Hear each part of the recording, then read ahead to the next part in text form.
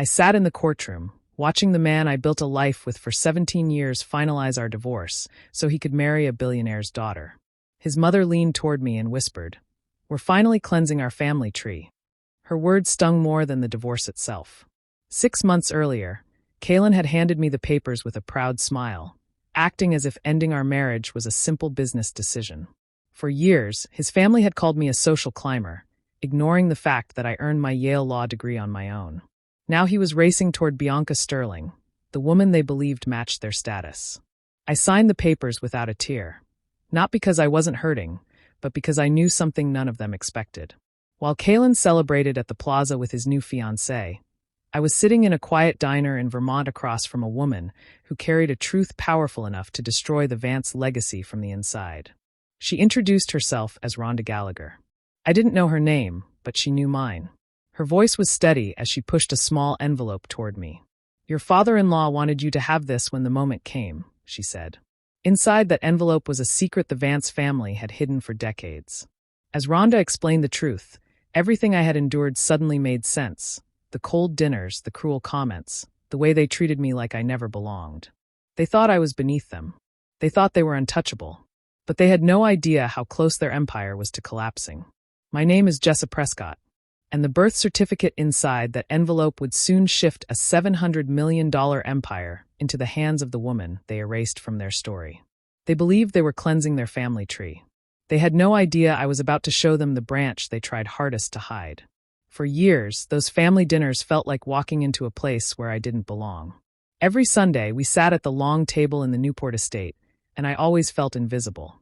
Cordelia, my mother-in-law, treated those dinners like they were some grand tradition.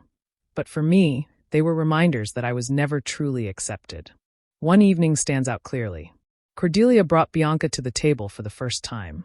She smiled proudly and introduced her as if she were a gift to the family. "This is Bianca," she said softly, Stanford MBA, "a bright mind for our company." Everyone nodded and welcomed her warmly. Then her eyes moved to me. Her whole tone changed. "And that's Jessa, Kaylin's wife." She paused on purpose, letting the weight of that hesitation fall on me. It was a small moment, but it felt louder than anything else in the room. Even the dog beside me seemed to be placed more kindly than I was, as if my seat had been chosen just to remind me of my place. Kaylin didn't defend me. He didn't even look in my direction. His attention stayed on Bianca the entire evening.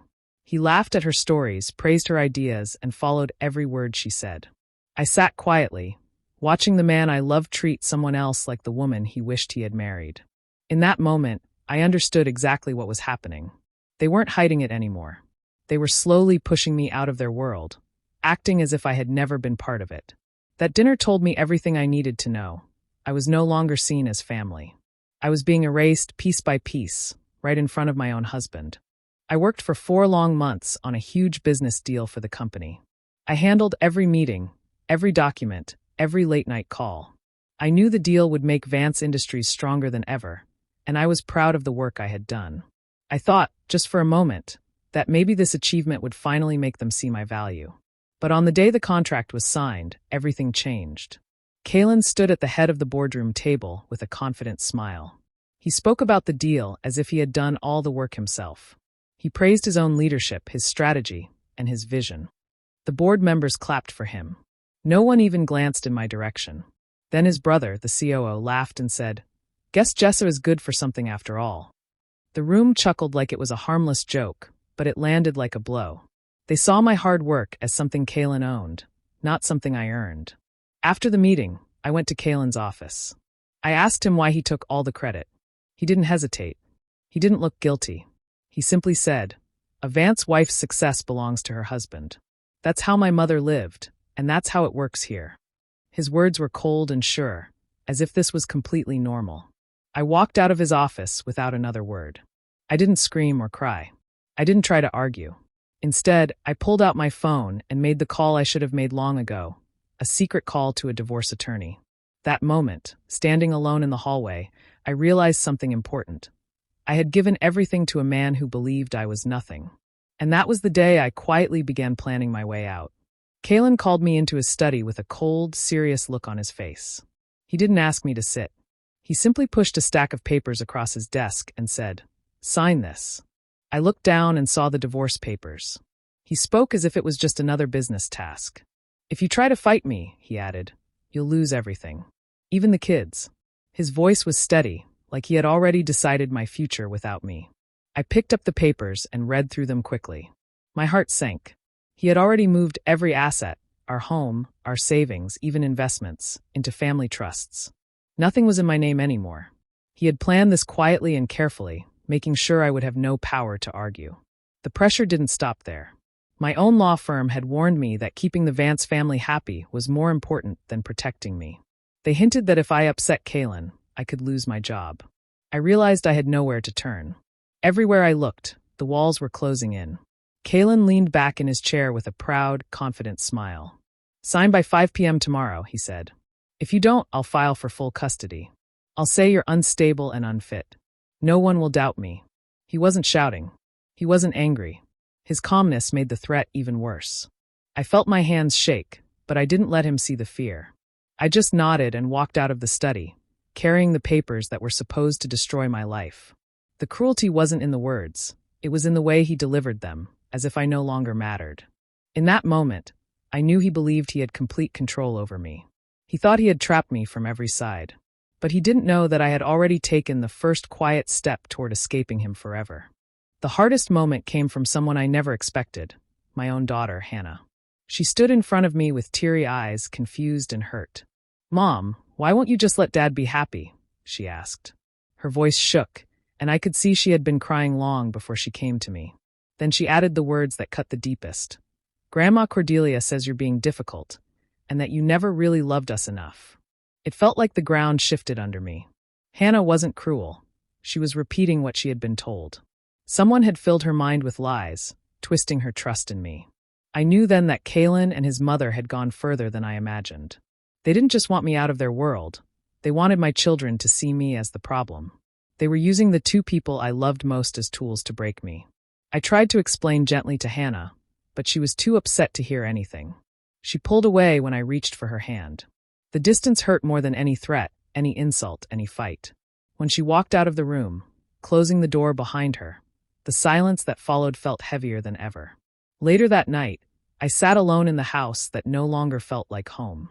The rooms were quiet, cold, and filled with memories that suddenly felt painful instead of comforting. I let myself cry for the first time in a long while. Not because of the divorce, not because of Kaylin's threats, but because my own child believed I didn't love her. But after the tears, something inside me changed. The hurt slowly turned into determination. If they thought they could break me through my children, they were wrong. I wiped my face, took a deep breath, and made myself a quiet promise. I would fight, not with anger, not with revenge, but with strength. I would protect my children, even if they didn't understand yet. And I would not let anyone rewrite the truth of who I was as a mother. I sat at the kitchen table with the divorce papers in front of me, the same papers Kaylin expected me to sign without a fight. I kept reading the lines over and over, feeling the weight of everything he had done. My hands were tired, my heart even more.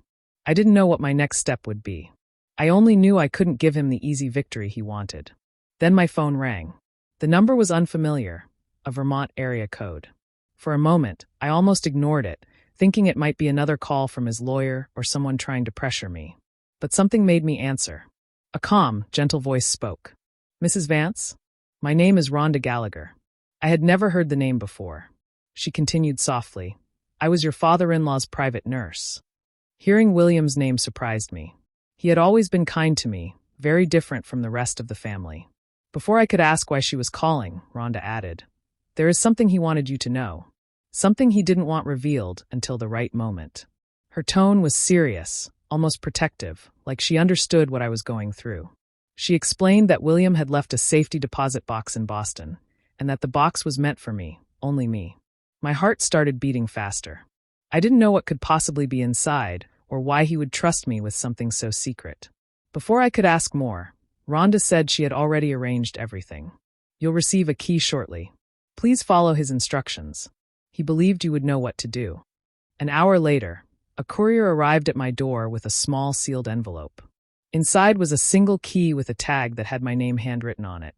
For the first time in months, I felt something shift inside me. Not fear. Not pain. Hope. Whatever William left for me, I knew it was important. And I knew it might be the thing that would finally change everything.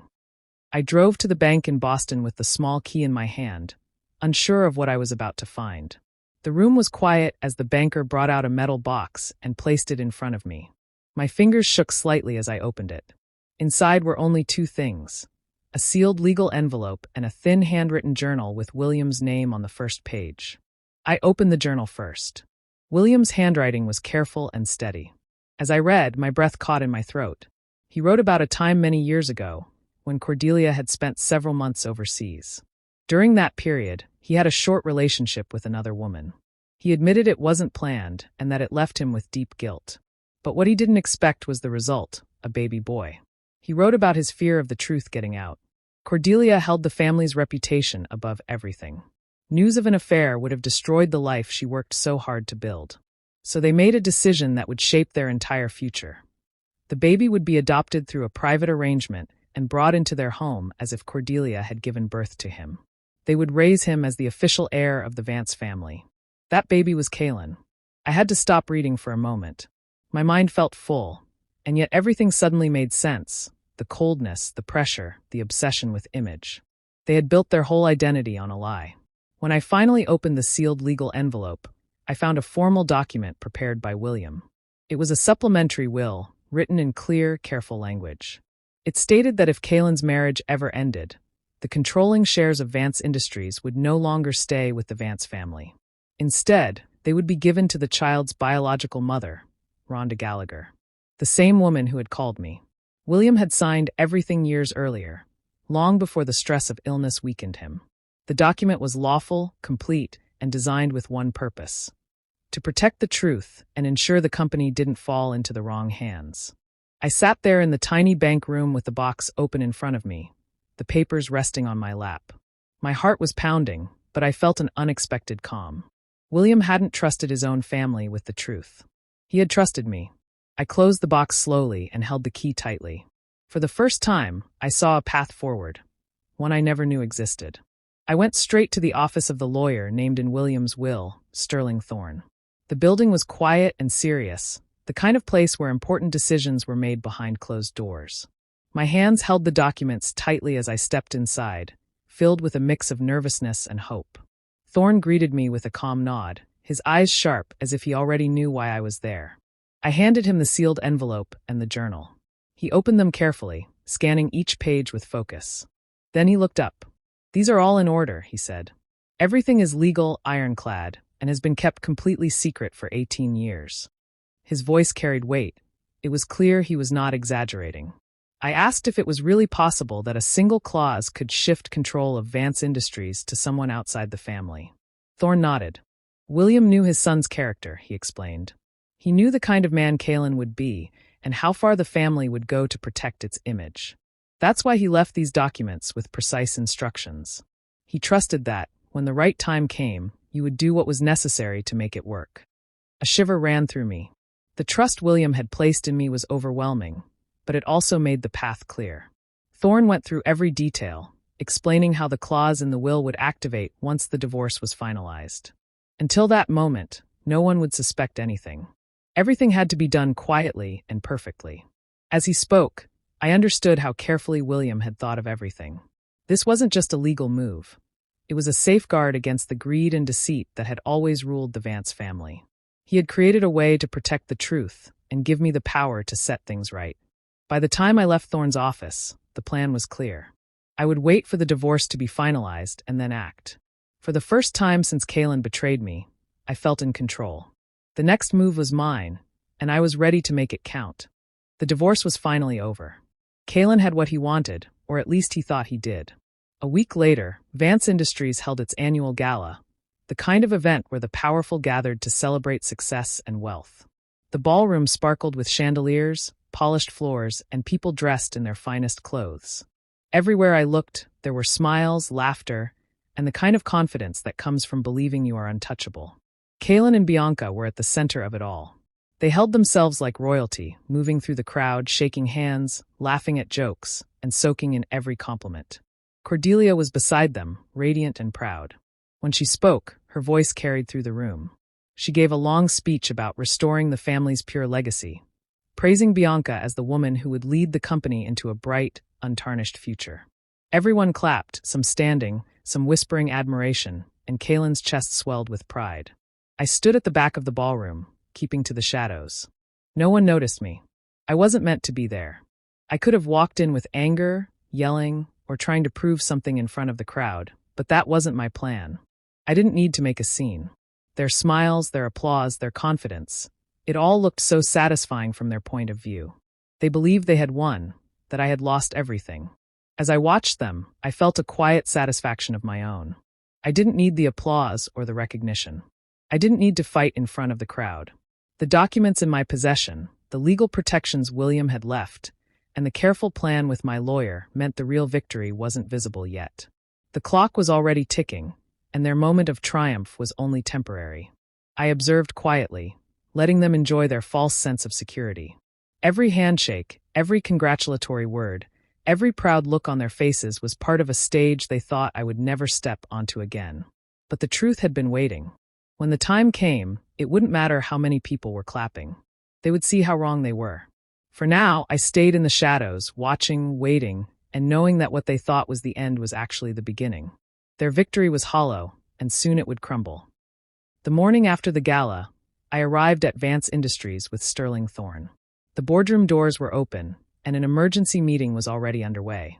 Everyone looked serious, the kind of tension that comes when something has gone wrong, though they didn't know what. I walked in quietly beside Thorne, holding myself steady. Kaylin's face went pale the moment he saw me. His confidence from the night before vanished instantly. His shoulders slumped slightly, and the smile that had been so easy to wear at the gala disappeared. He stared at me like he had never seen me before, confusion and fear mingling in his eyes. Cordelia's reaction was sharp and immediate. She leaned forward, her face twisted with irritation and disbelief. "What is she doing here?" she snapped, her voice cutting across the room. The board members looked between us nervously, unsure what was happening. Thorne placed the documents carefully on the table. He looked at the board and then at me, his expression calm and certain. "As of the finalization of the divorce yesterday," he said, his voice steady and commanding, "Mrs. Rhonda Gallagher is now the majority shareholder of Vance Industries. She has granted power of attorney to Jessa Prescott." For a moment, the room was frozen. The hum of conversation stopped. Pens hovered over papers. Eyes widened. Kaylin's mouth opened, but no words came out. Cordelia's sneer froze into shock, her face betraying the panic she was trying to hide. The silence was absolute, heavy with the weight of realization. I felt a quiet satisfaction as I stood there. The control they had believed they held over the company, over me, and over the board was gone. Every plan they had made, every insult, every attempt to push me aside, it all meant nothing now. I was no longer powerless.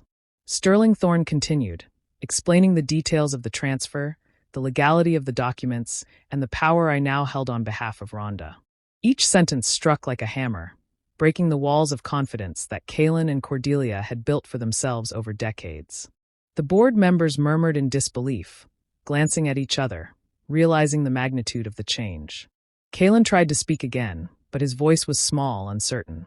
Cordelia's anger flared, but she knew there was no arguing against what was legally binding. Standing there, I felt the weight of everything that had happened.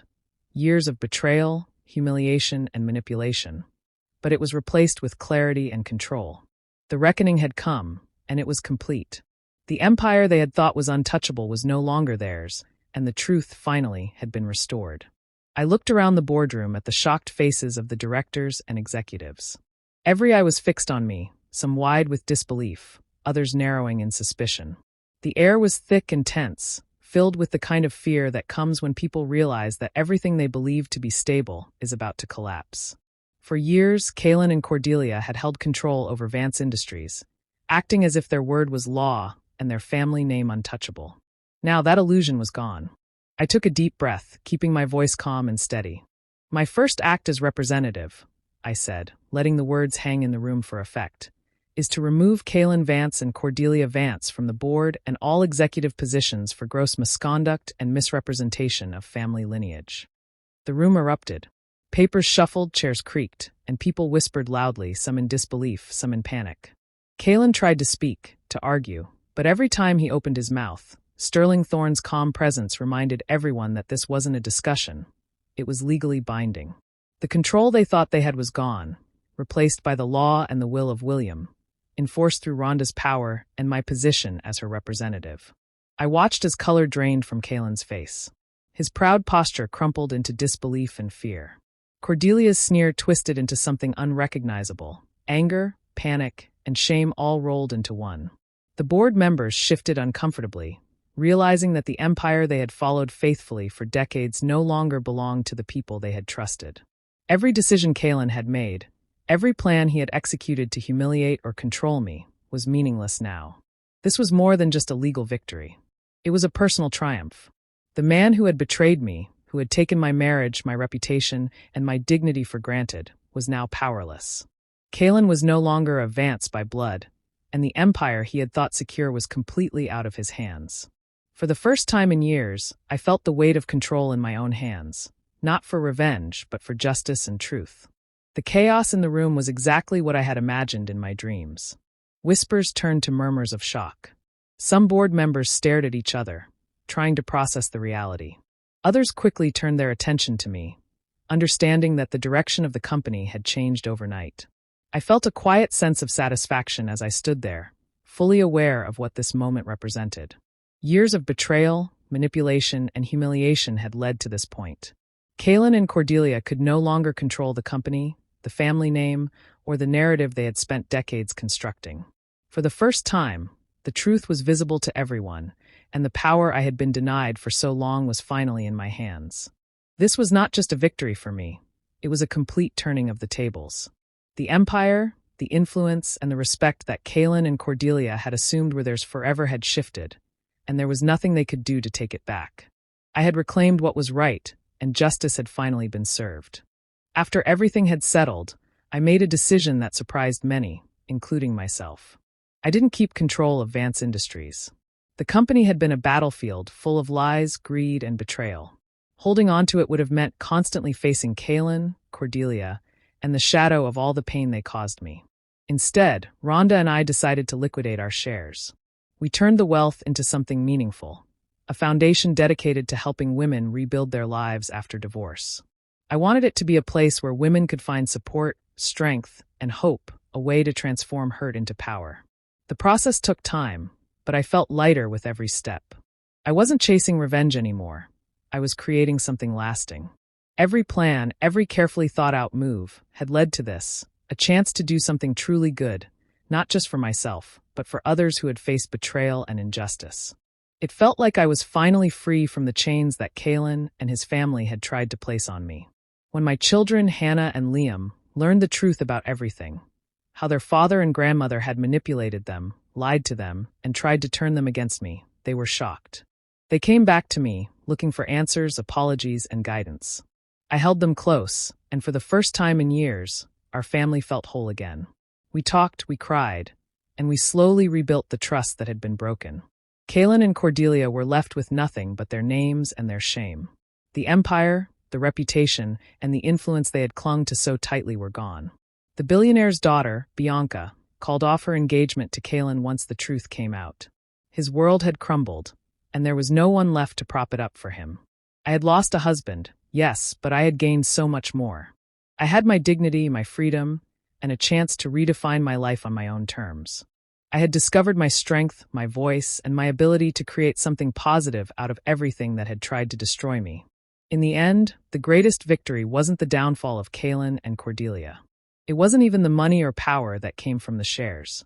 It was me finding myself, reclaiming my life, and turning pain into purpose. I had finally won, not through anger or revenge, but through courage, patience, and the determination to live my truth. The past was behind me, and a new beginning stretched ahead, full of hope and possibility.